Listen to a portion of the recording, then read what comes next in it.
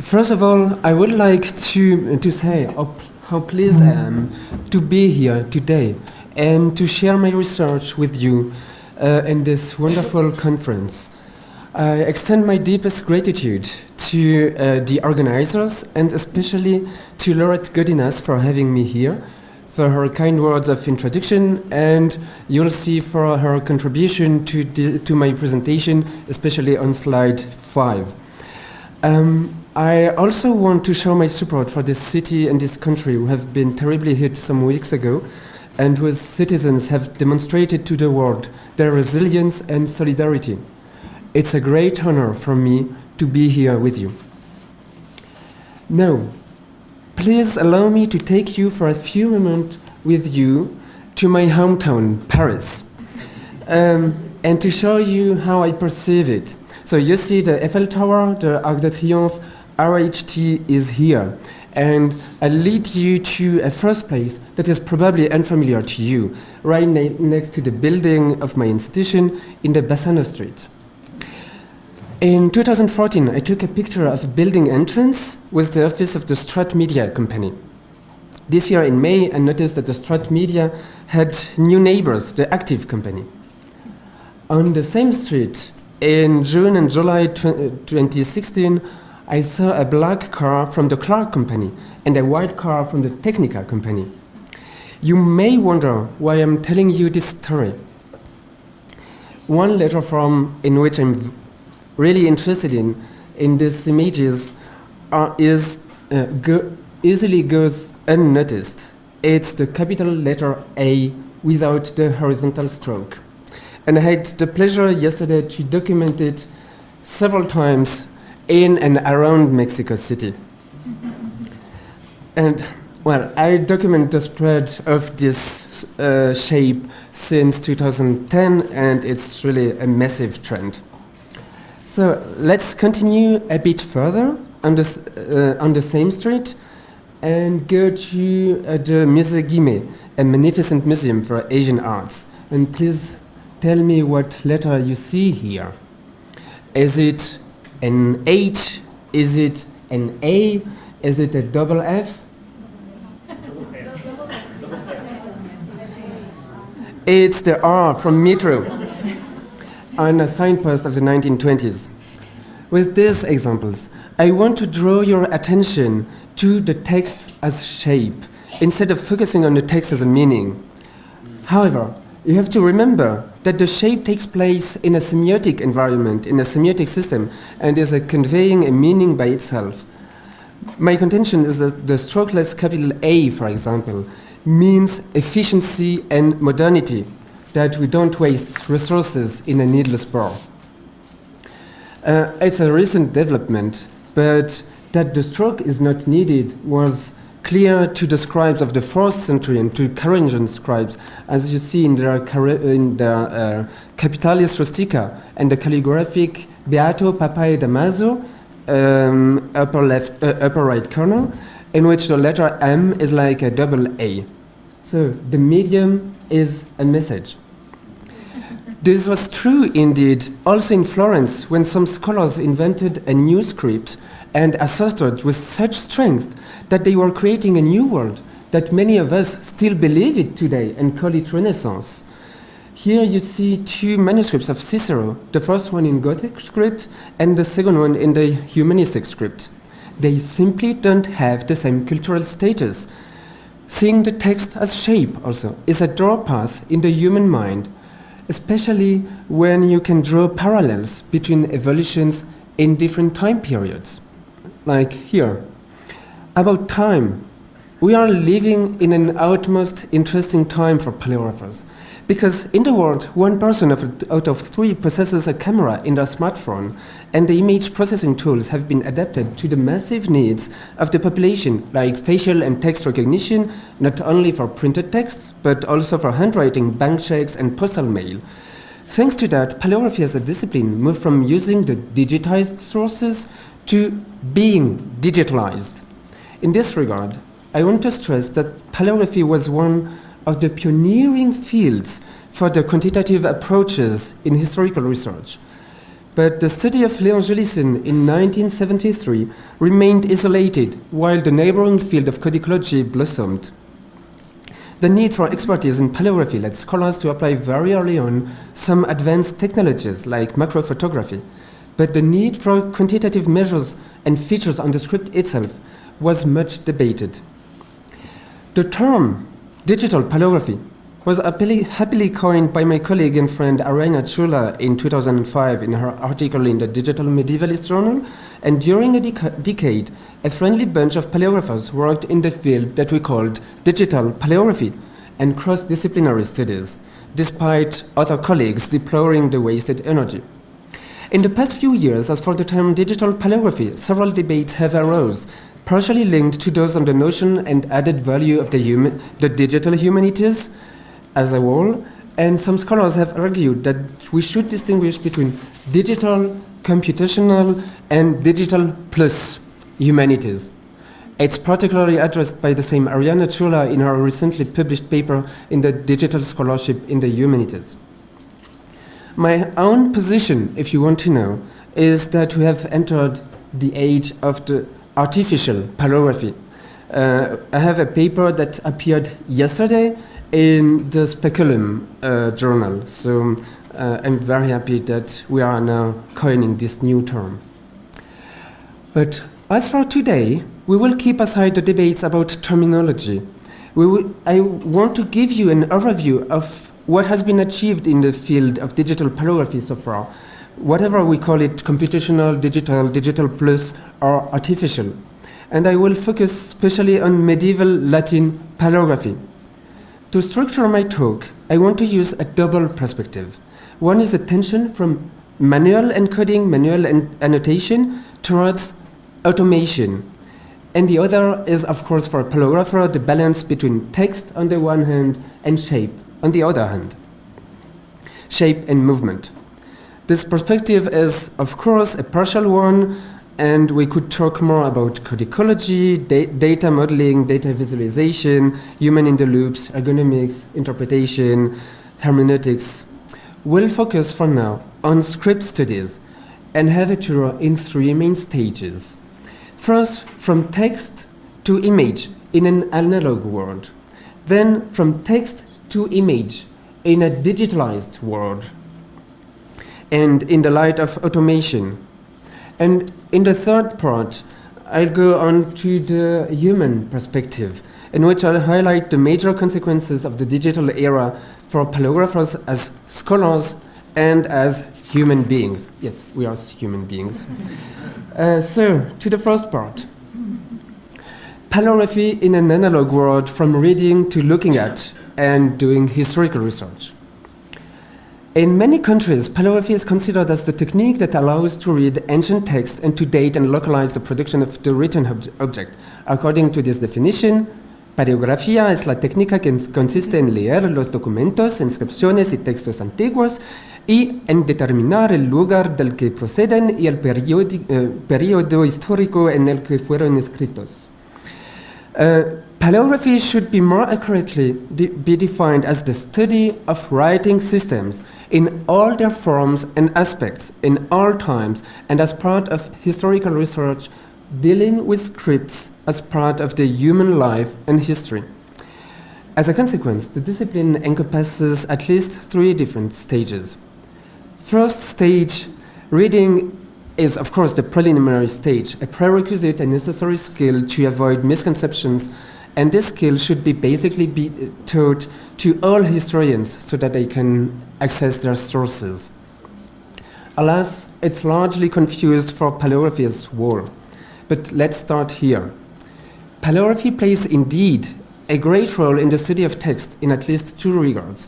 First, of course, by reading the single witnesses of a text, but also revealing its graphic natures and structures, as brilliantly demonstrated by Laurette Godinas in her paper La Paleografía como parte esencial de la recensión o darle a la forma el lugar que merece, published in 2003, and addressing also later texts.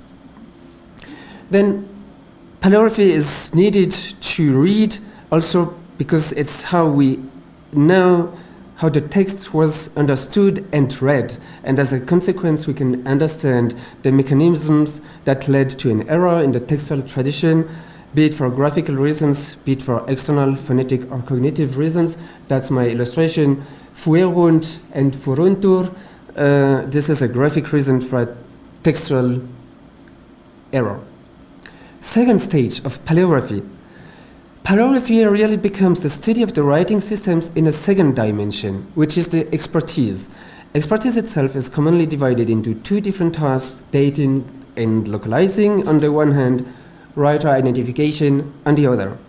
A third stage, paleography, that subsumes both tasks of the second stage, is larger and is historical research. It's the field of history that studies the script evolutions in time and place and interprets the modes of production and reception of the written objects in past societies. It analyzes the graphic and extra-graphic factors for the evolutions and understands the role of the individual in the society and the communication processes. These tasks as links to linguistics, sociology, anthropology, cognitive sciences, etc. A first thread of manual encoding at mid-distance between text and shape is evidenced in the large production of diplomatic or imitative editions.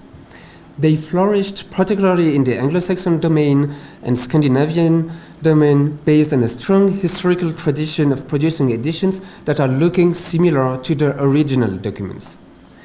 In this domain, we have to mention the publications of Robinson, Salopova, McGillivray, Haugen, Rumble, Uti, as well as Lavrentiev and the ICAR team in Lyon. In one way or another, each of these text editors had to choose the graphic features they would encode and which ones they would discard. The diplomatic editions normally retains the features of capitalization, abbreviation, and punctuation, plus a very variable number of additional features, like the shape of some letters, typically S, R, and D. Those letters have, in this illustration, weird signs to be transcribed from. The different shapes of a single letter are called allographs. As discussed by Mark Smith, the choice of these letters is not random, but not objective either. Indeed, the letters that are most likely to be chosen for such an analysis are those which are still extant today in different shapes.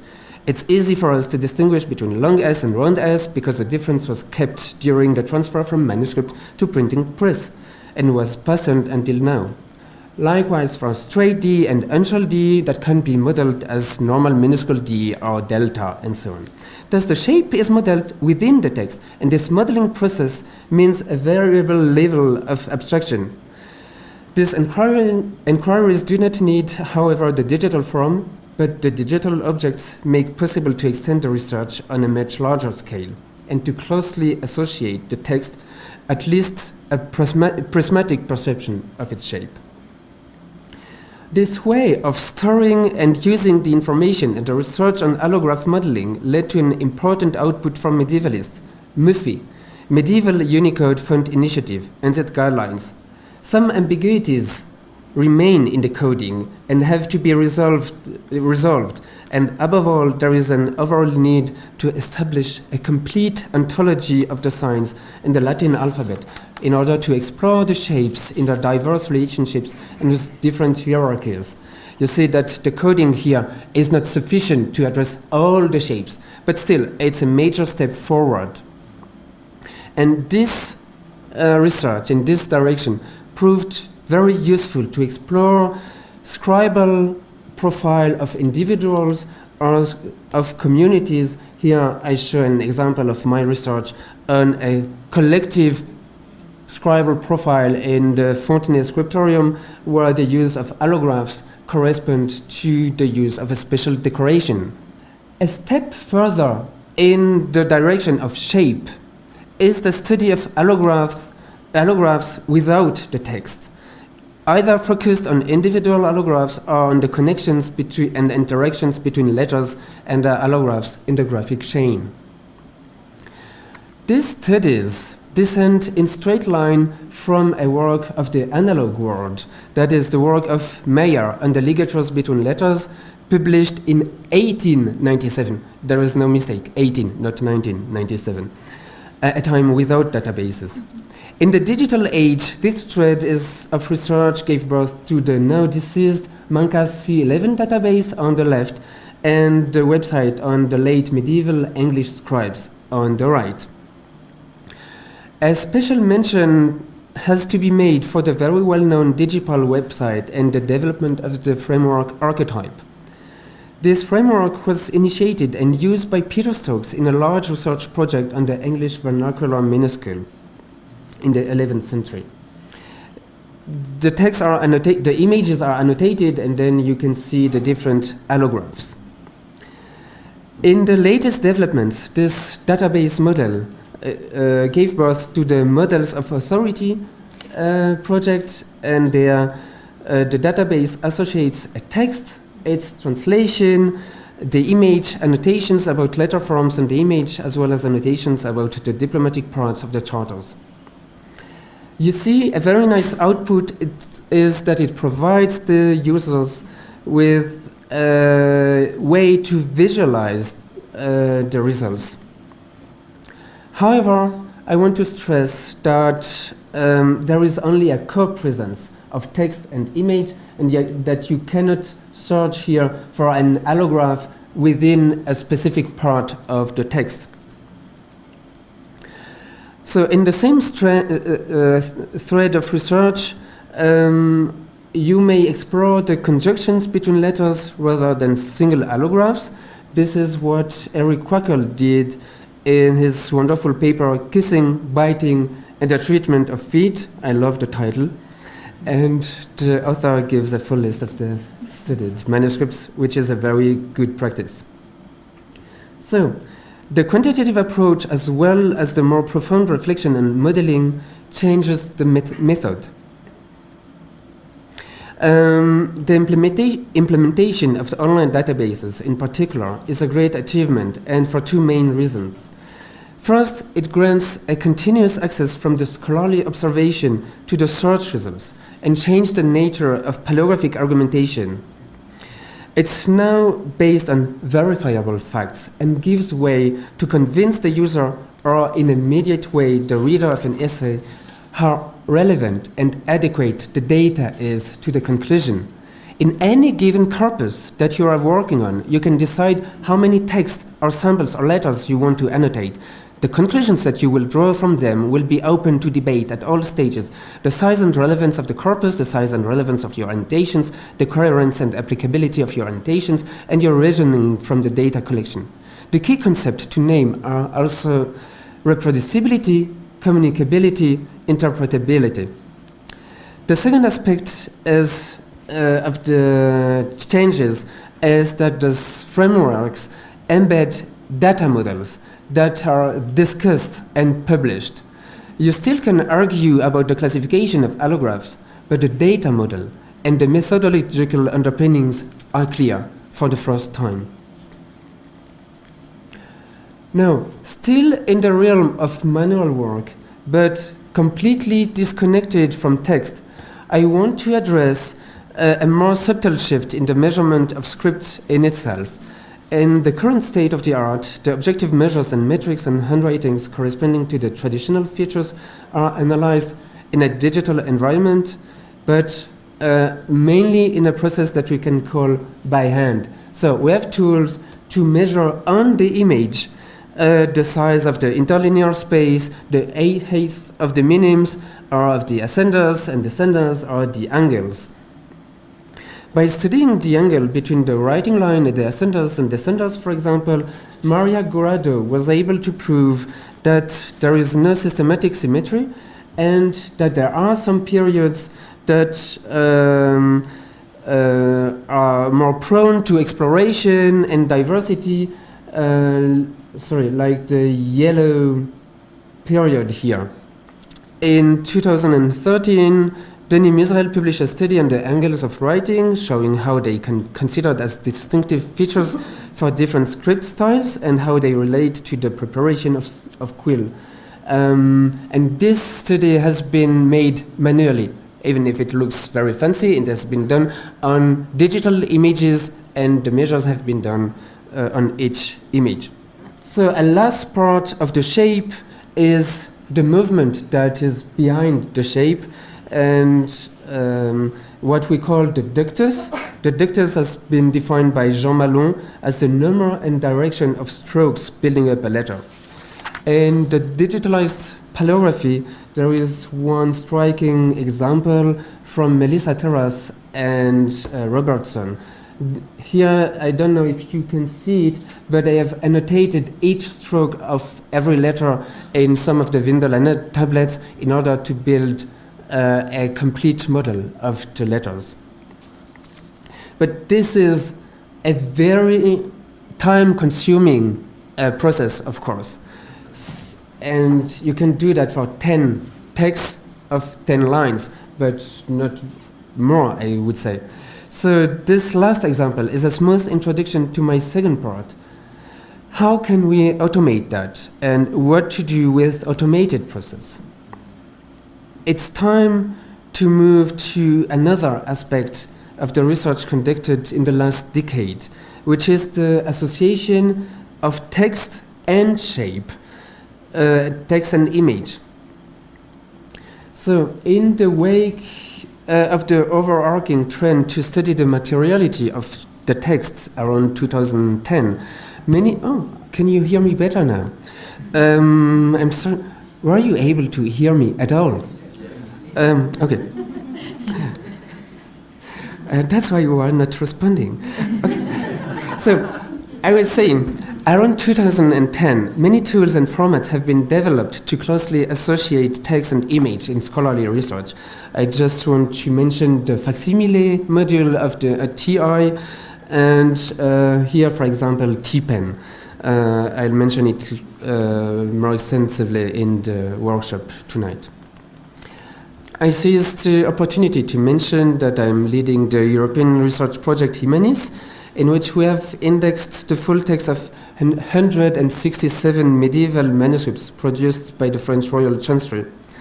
I'll tell you more about this later and in the workshop session, but now I want to show you that we can read the text and that we were able to read the text despite the abbreviations. How could we do that? This is basically the results that have been conducted by several teams, including mine, in the 2010s, on text-image alignment. So the idea is basically that you take a text edition, the images that were at the basis of the edition, but there is no link between them, and then you try to combine them. And so it is how you train computer to read.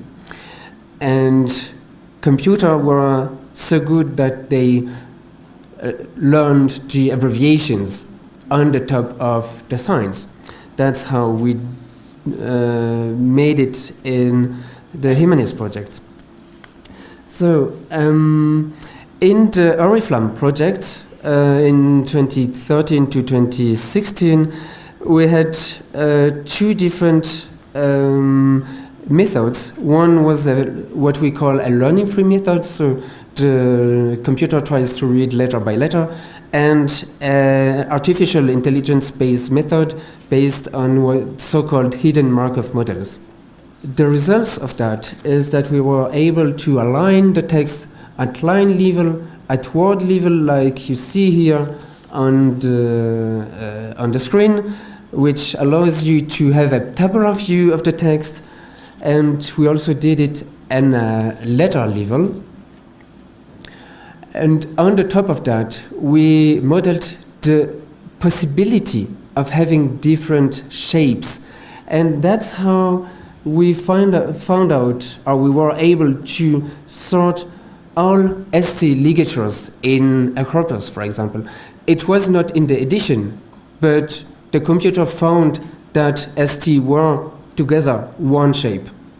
And this shape analysis is now combined to the semantics, to the semantic level of the text, because the complete text is also encoded in the edition in a TI format. So I'm sure you are aware how many possibilities it opens. One that I'm really thrilled about is a new research on the blank spaces in the text. Yes, of course, if you align the text, you may now measure in an objective manner where the blank spots are. So I did it on two corpuses. Here you see a corpus of psalters, and I was able to detect that there is a much more complicated system than ours. It's not blank space or no space. It's blank space dealing with the nature of the words. And it's now also possible to study the inner word spacing that we were not interested in before. And now we have, of course, just going back to here, what we have is at the same time real text and real shape that we combine together. And that is, to me, the full sense of digital paleography, what Arianna Chula calls digital plus paleography, asking new questions, benefiting from the transformative potential of digital humanities with a greater access and openness of resources, and it changes the questions that we can ask from corpora and the ability to see new connections and new patterns. So, but let us move to a radically different perspective, that is the study of the text as pure shape. And in this part I will mention two complementary research trends. One is script classification, the other is writer identification. One can say it's the same question at a different level, but the techniques applied by the different teams are not exactly the same, and the teams are not the same, weirdly enough.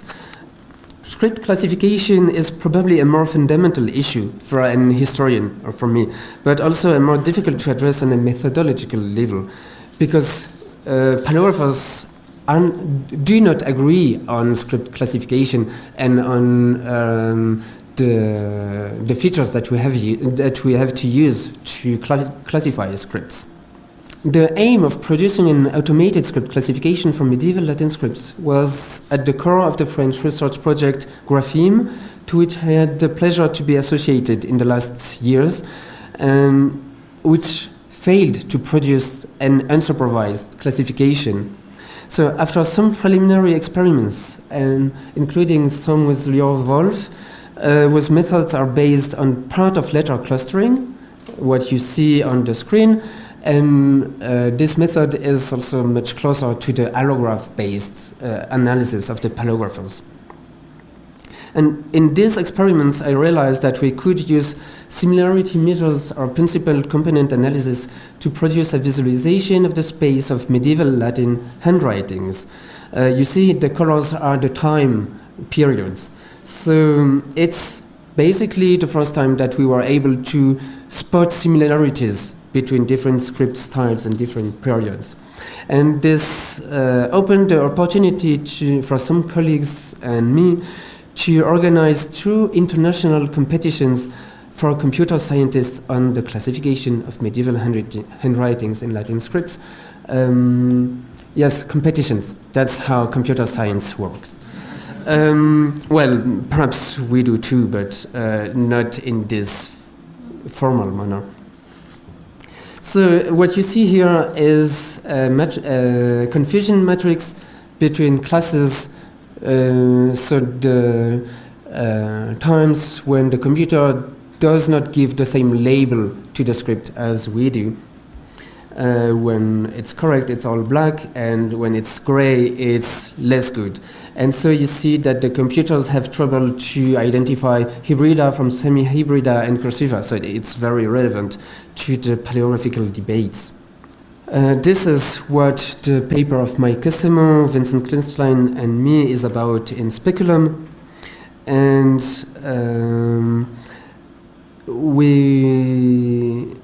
so the one important conclusion that we have reached is that supervised methods, which does not pretend to create an autonomous classification, gives us nonetheless valuable tools to reassess the multiple script types. Firstly, by identifying the weak spots of current classifications, as evidenced by the intermingled scripts groups, that is what I said about Hybrida, Semi-Hybrida, and Cursiva. Secondly, by revealing underlying structures and graphic patterns that computers identify as most symptomatic of a script. And thirdly, by allowing to refine some script types into several subgroups.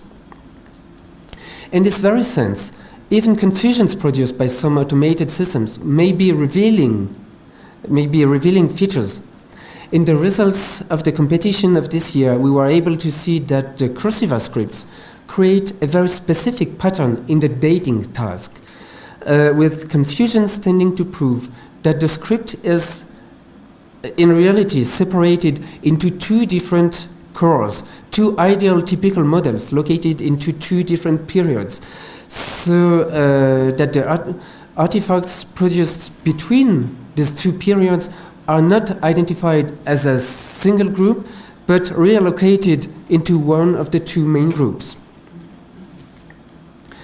These very far-reaching results from an epistemological perspective can partly be extended to the domain of writer identification, but without the same level of cross-disciplinary interpretation work. On medieval Latin script, I wish to mention the following experiments and teams. First, a team in Graz with Werner Hofmeister, Andrea Hofmeister-Winter, and Talinger. They did a magnificent work on scribal attribution in 28, I believe, but ceased to work in this domain. People were very active and producing are in Groningen around Lambert's Schumacher with Jan Burgers, Mark Osems, and Jenna Smith on the sides of the humanities. And at this point, I already want to stress that writer identification in historical documents is a vivid field, but perhaps more in other cultural domains. And for example, with a well-known implementation of the study of the fragments of the Kara Geniza to match the so-called joints in around 300,000 fragments. In more recent times, Vincent Christline worked on the writer identification in paper bulls with a paper in the and Shenghe and Petra Samara published a paper in the journal Pattern Recognition, in which they combine the humanist analysis and the pattern recognition analysis to date and ascribe the written objects. So, just briefly to mention it, in the humanist project, we also deal with writer identification. We've trained a model on the ground truth of Jean Guéroux on the volumes JJ37 to JJ50, because Jean Guéroux distinguished 103 main writers. By now, we are approximately at around 80% precision to identify scribes. That is, if you take a page and say to which scribe it's the most likely to be ascribed to, it's true in 8 out of 10. But of course, this is totally uninteresting for us as historians because we have the answer. What would be interesting would be to do it on the next 100 volumes. But we cannot evaluate the results for that. So before I move on to my third part, let's wrap up and complement. I skipped a paragraph. Automation is also useful to analyze the dictus and to perform stroke analysis. Here you see an example by Annie Daher, who worked in the Grapheme project. So before I move to the third part, I just wrap up. Automation can create a link between an edited text and the image from which it was transcribed. This, in turn, can be used to train machines to read or to classify allographs. Allographs, or at least shapes, can be used to train machines to date and localize, as in the clam competition, and they also can be trained to recognize the movement behind the shape and analyze the ductus, which can be applied as well for script classification and as for writer identification. I'm now moving to my third part. And you see in the slide, the third part, it's the little man here. More than once, paleographers felt threatened by computers and predicted the death of paleographer.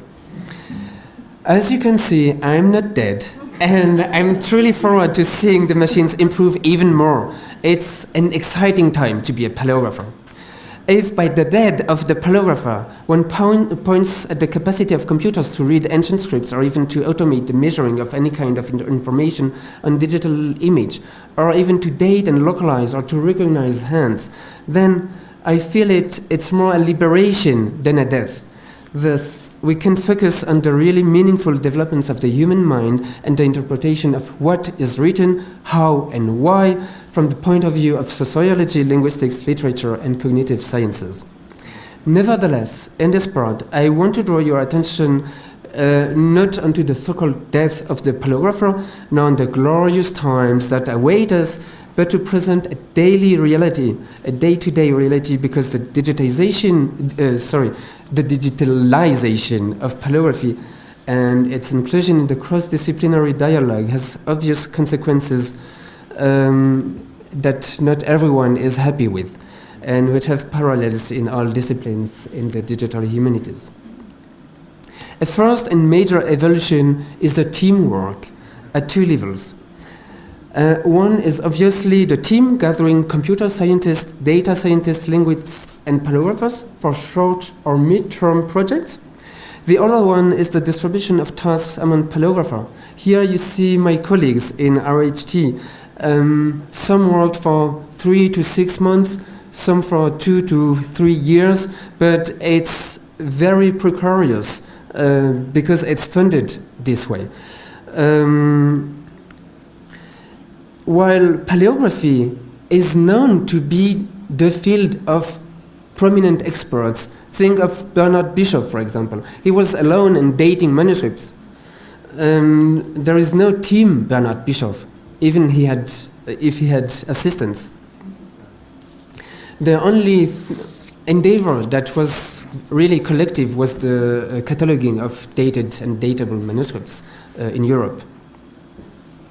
And the vast majority of the paleographical literature is still signed by only one author, while the research in computer science is almost always multi-authored. So it's a different in the working processes.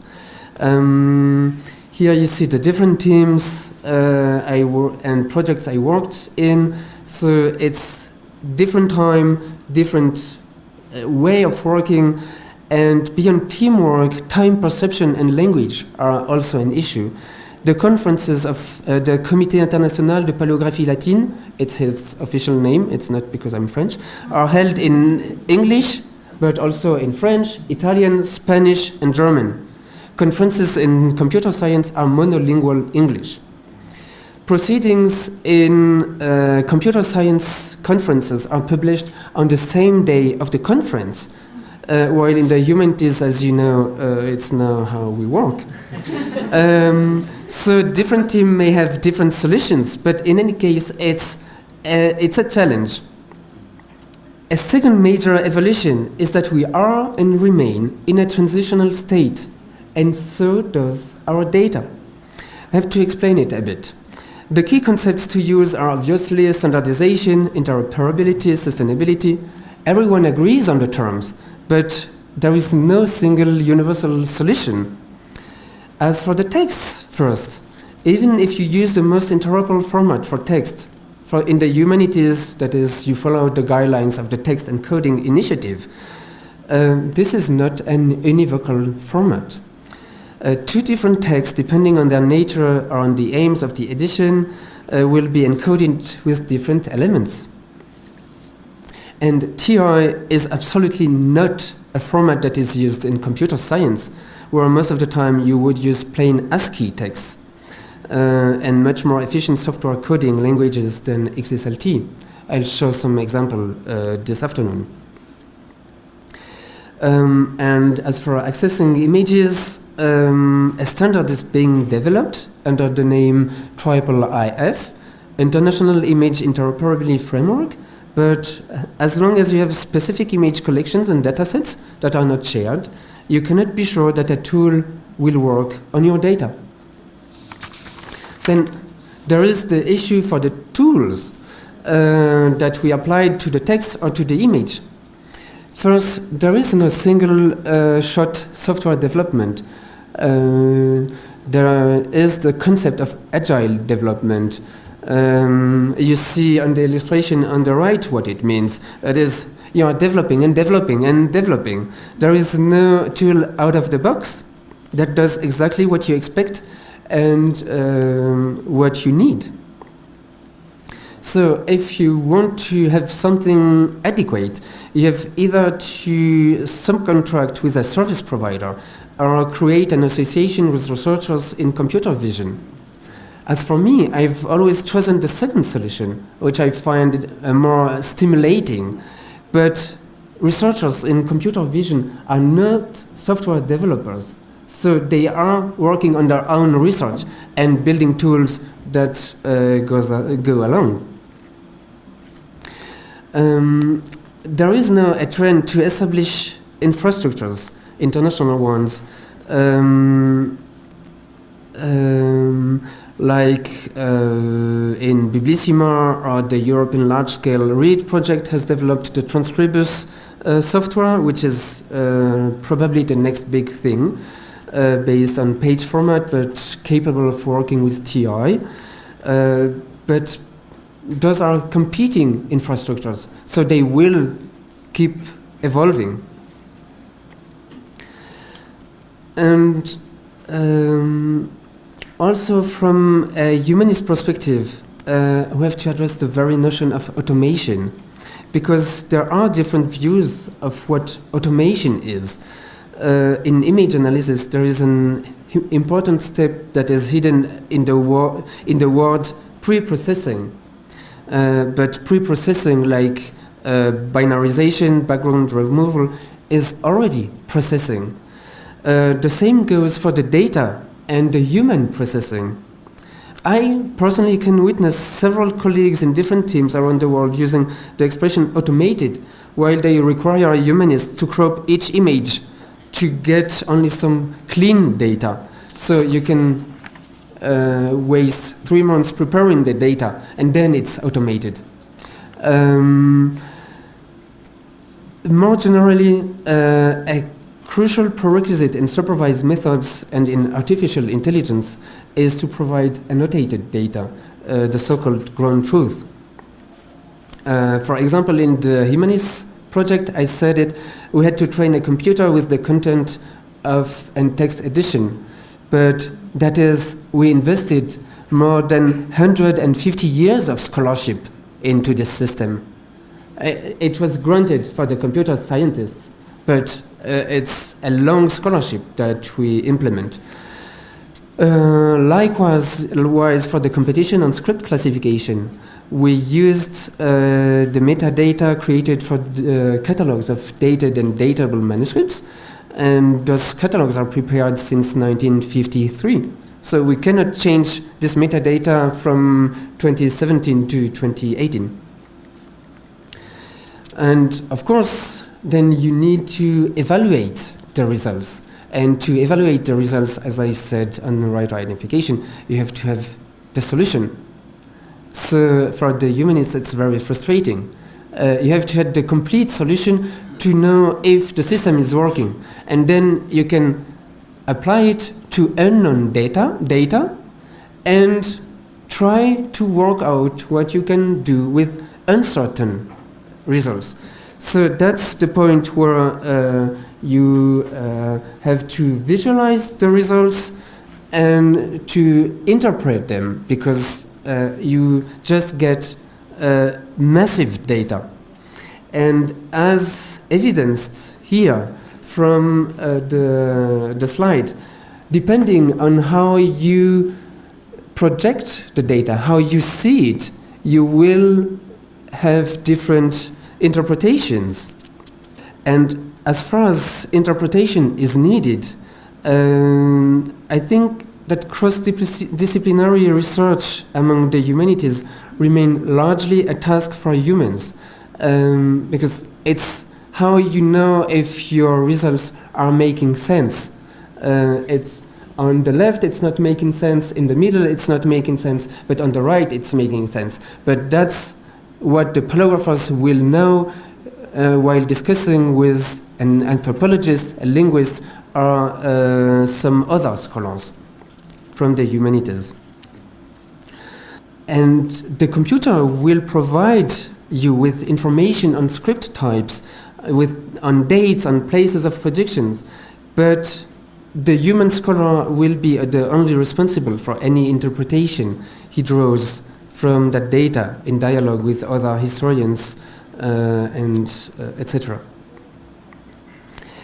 So, an additional challenge that I want to stress, and this one is a more positive one, is the cross-cultural paleography. But of course, it's huge a challenge. So in a similar manner, but on a totally different level, digital paleography leads to a global reassessment of the discipline and of its cultural borders. Indeed, some 20 years ago, there were only paleographers specialized in the history of one script, with few exceptions of mainly Italian paleographers being at ease with Greek and Latin scripts alike. Nowadays, the paleographical concepts that are implemented into one computational system for one writing may be transferred to other writing systems. Here you see two examples. On the left, stroke extraction for Chinese is applied with success and relates to the examples I showed earlier on ductus and stroke extractions. And on the right, what you see is a 2D, 3D representation of the different, not different Latin manuscripts, but of different scripts. So you have different alphabets and represented with the respective distances by Gabor Ostru. So it's like script classification within the Latin script, but between scripts. So it's expanding the field of paleography. And not only what we did before in contact zones like Spain or Italy or Sicily between Latin and Arabic and Hebrew. Here you can address basically all scripts in the world.